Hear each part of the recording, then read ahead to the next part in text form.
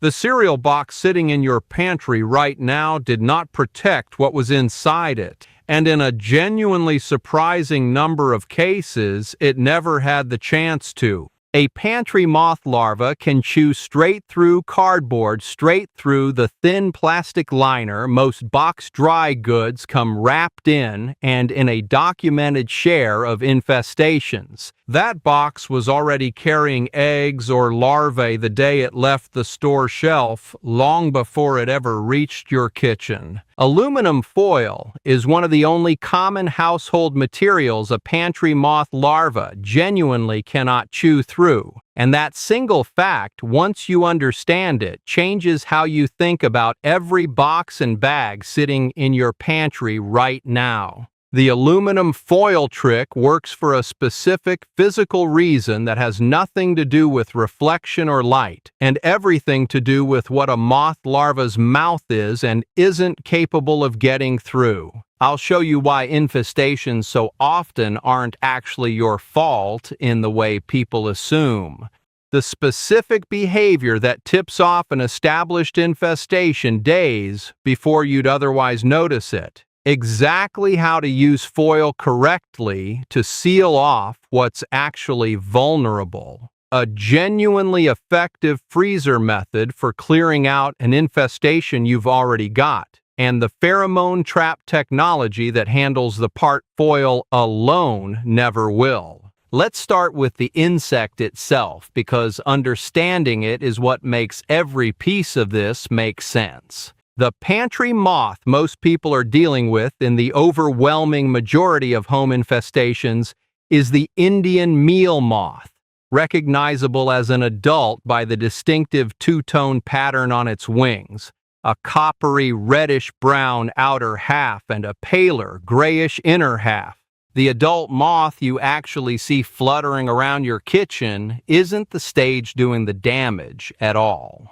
Adult Indian meal moths don't feed on stored food or really feed on much of anything, living only a week or two as adults with the singular biological purpose of mating and laying eggs before they die. Every bit of the actual damage, the webbing, the contaminated flour, the chewed-through packaging, is caused by the larval stage, the caterpillar that hatches from those eggs and spends its several weeks of life doing nothing but eating and growing. This distinction matters directly for how you deal with an infestation, because killing the adult moths you can see flying around accomplishes very little if eggs and larvae are already established somewhere in your pantry, and conversely, a pantry that looks moth-free with no adults visible can still have an active larval population quietly working through a bag of flour you haven't opened in a few weeks.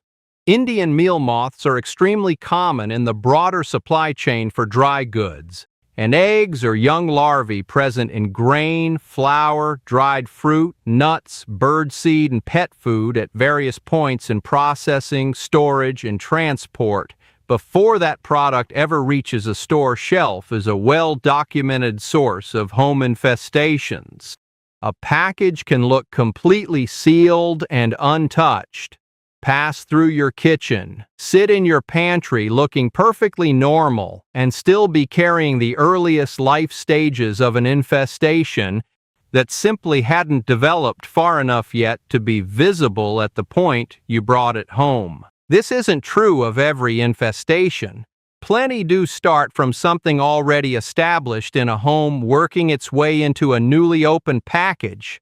But it's genuinely common enough that beating yourself up over pantry cleanliness when this happens is very often solving the wrong problem entirely. Now, for the system that makes the actual trick in this video's title work, and it comes down to a very simple piece of insect anatomy most people have never had explained to them. Indian meal moth larvae have chewing mouth parts, specifically adapted mandibles capable of working through surprisingly tough plant-based material, which is exactly what cardboard and paper packaging are made from. A larva that's hatched inside or worked its way into a cardboard box doesn't need you to have left it open. She can chew directly through the cardboard itself and through the thin plastic liner many boxed products include, to reach the food inside or to leave a compromised package and travel to a new food source elsewhere in your pantry. This is proven in pest management literature, and it's exactly why a seemingly intact cardboard box of cereal, crackers, or pasta isn't the secure barrier it looks like. Aluminum foil is different for a straightforward physical reason. Its metal and a moth larva's mandibles, evolved for working through plant fiber, simply aren't capable of biting through a metal barrier the way they can through cardboard or thin plastic. The larva cannot get through it, full stop, regardless of how motivated she is or how hungry. Knowing why it works tells you exactly how to use it well, and there are two distinct applications to be aware of.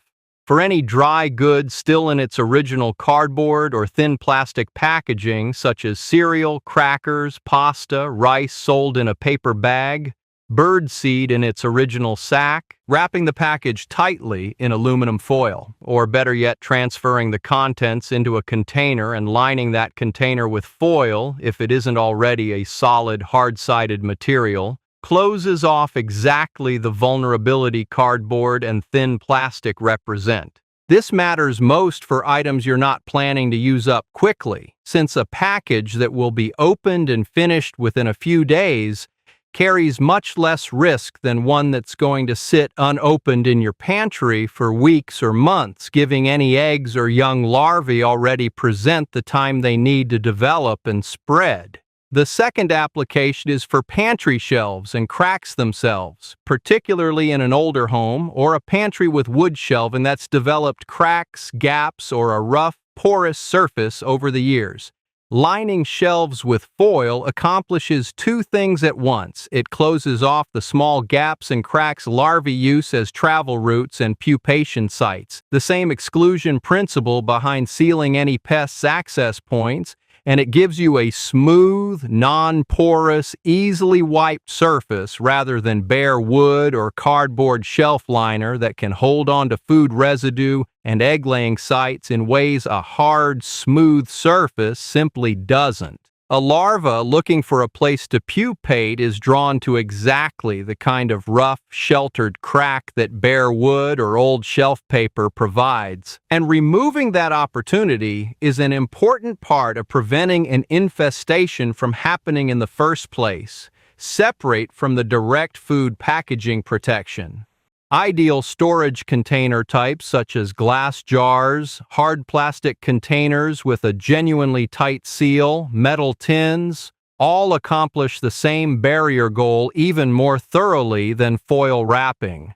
And for anything you buy regularly and store long-term, transferring it into one of those rather than relying on foil around the original packaging is worth the modest upfront effort. Foil is best understood as the accessible, immediate solution for whatever's already in your pantry in its original packaging right now.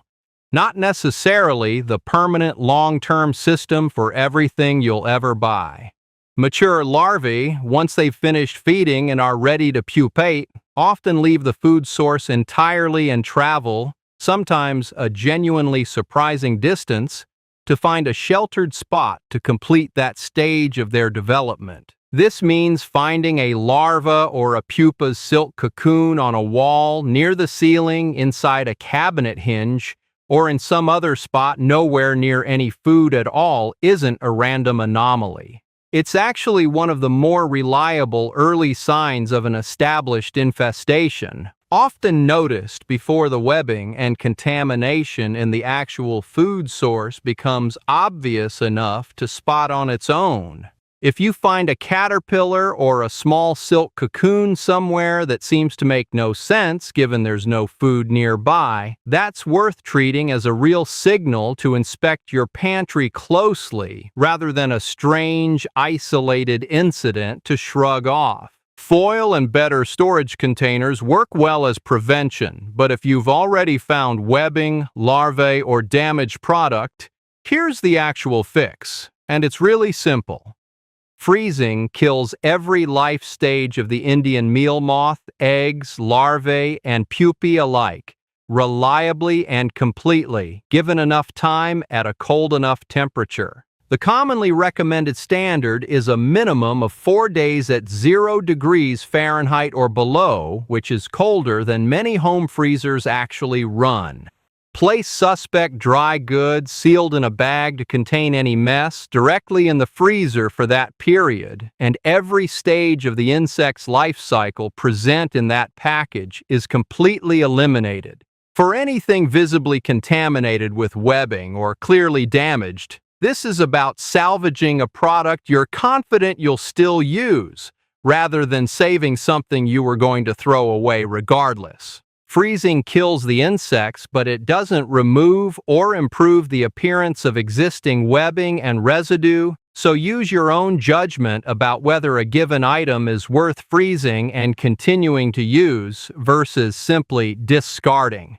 Beyond the specific contaminated item, a thorough response also means checking every other dry good in the pantry, since an infestation rarely stays contained to a single package once it's had time to establish and spread. Foil and good storage solve the prevention and exclusion side of this problem thoroughly, but there's a separate complementary tool you should know for actually reducing an established breeding population, and it works through a system entirely different from a physical barrier. Pheromone traps for Indian meal moths use a synthetic version of the specific chemical signal a female moth releases to attract a mate, and a trap baited with that lure draws in male moths from the surrounding area, catching them on a sticky surface inside the trap. This doesn't kill larvae or eggs already present, and it isn't a barrier the way foil is. Instead, it works by removing males from the local breeding population, reducing how many successful matings happen, and, over time, how many new eggs actually get laid.